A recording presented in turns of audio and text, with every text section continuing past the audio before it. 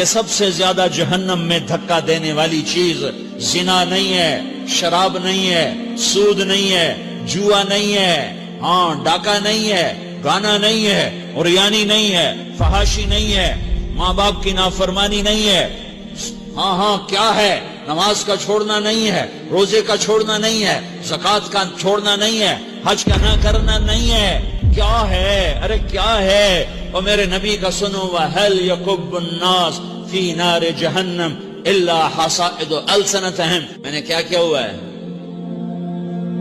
زبان کو پکڑا ہوا ہے۔ معاذ بن جبل کو ایسے سمجھایا جیسے معصوم بچے کو سمجھایا جاتا ہے۔ معاذ بن جبل وہ شخص ہے جس کے ہاتھ میں علماء کا جھنڈا ہوگا قیامت کے دن۔ آپ نے فرمایا میری امت کے علماء کا جھنڈا معاذ بن جبل کے ہاتھ میں ہوگا۔